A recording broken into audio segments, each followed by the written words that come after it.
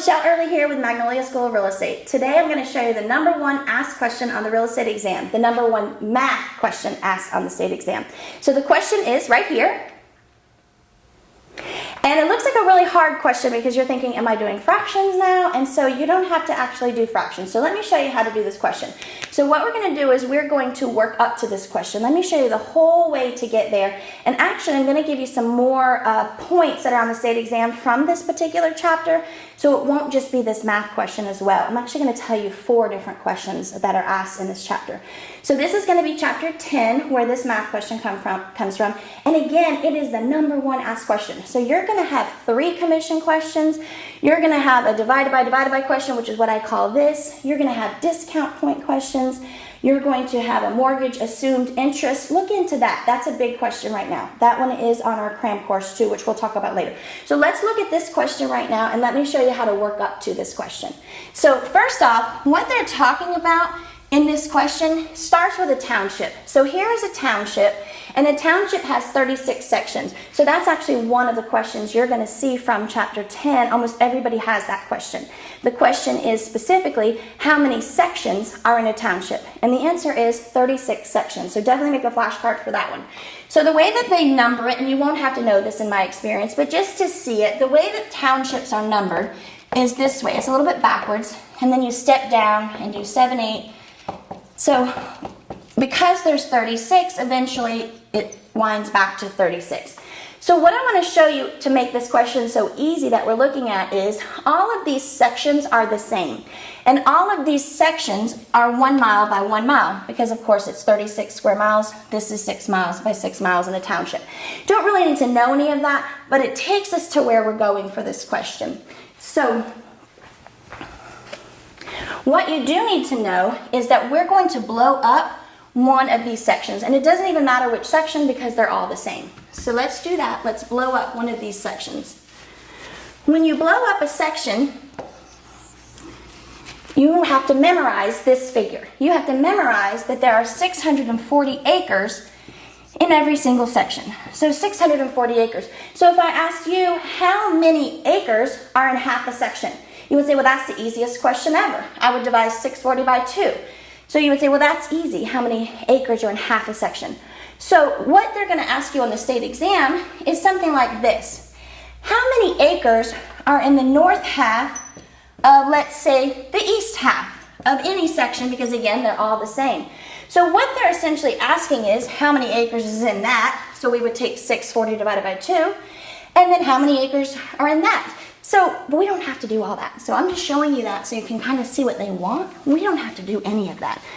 Let me show you how to make this question easy. All you have to do is take, so let's pretend they want to know how many acres are in the north half of the south half of any section. We can say of section 4, doesn't matter. All you have to do is take 640 and divide it by the bottom numbers of the fraction. So 640 divided by 2 equals. And so if you had your calculator, you would say 640 divided by 2 equals. There are 160 acres in that section. So again, just easy. 640 divided by the bottom numbers. So then we do another one. Let's just add some more to it. The north half of the south half of the east quarter. And let's say of section 11. Doesn't matter. So we would say, okay, well, that's the easy question because I'll just start with 640 divided by 2. 640 divided by 2 divided by 2 divided by 4. 40 acres. And again, nice and easy, you just put it in the calculator. And you're constantly just taking 640, because that's how many acres are in one section, and you're halving it and quartering it. But again, just 640 divided by the bottom numbers. Now, look at this, because it's the state exam, 6 hardest tests in the country, not going to make it that easy. So what they're going to try to do is they're going to try to trick you with the word and. So watch this. How many acres are in the north half of the south half and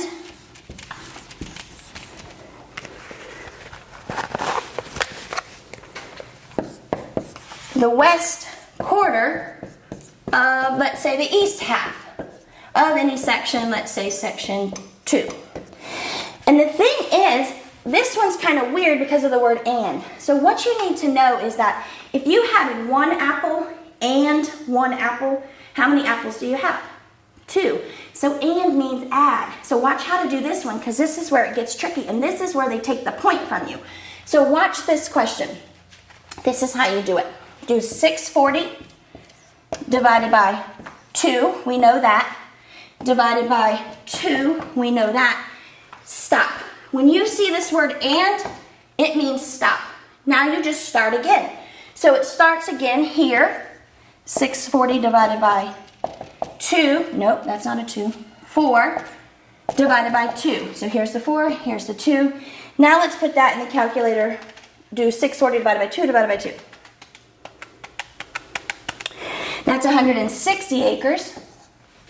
And the next one is 640 divided by 4 divided by 2 equals 80. So now you would add 80 plus 160, and you would get 240 acres. And that's going to be the answer. Now here's the trick to this one. On the state exam, they're not going to write it in big letters, the and. It's going to be snuck right in there. So when you get to the question, you say, oh, here's my easy one, divided by, I'm just taking 640 divided by the bottom numbers.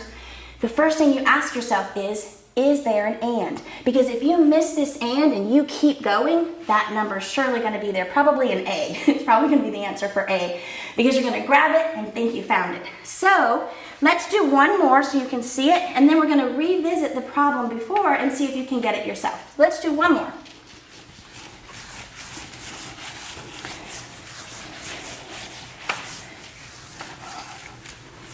So the next one will say how many acres are in the north half of the south half and the east half, let's say, or let's do the east quarter, and let's say of any section 16. So how do you do it? How do you do it? What word are you looking for? What word? And there it is. So it sneaks right in. So this one would be 640 divided by 2 divided by 2 equals, and then 640 divided by 4 equals. And we don't even have to work that out. You would just do that, get your number, do that, get your number, add them together. And again, I know I've already said it, but this is 100% on the state exam that you're going to see this. And it takes points from people sometimes because it looks complicated and then you might forget that word and. So now let's revisit the problem that was up, and now that you're looking for the word and you know where to start with the 640, see if you can get the problem. So here's the problem again. And see if you can get it. We're going to give it a good, 20 or 30 seconds so that you can really work on it, and then we'll revisit it in just a moment. So go ahead and do that.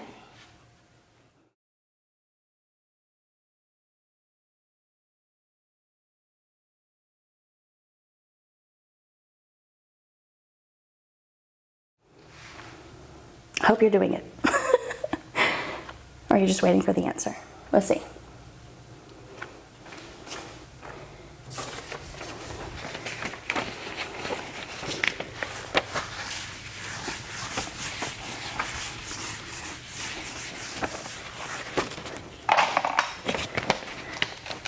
So let's see if you got the right answer. So let's see what the answer is.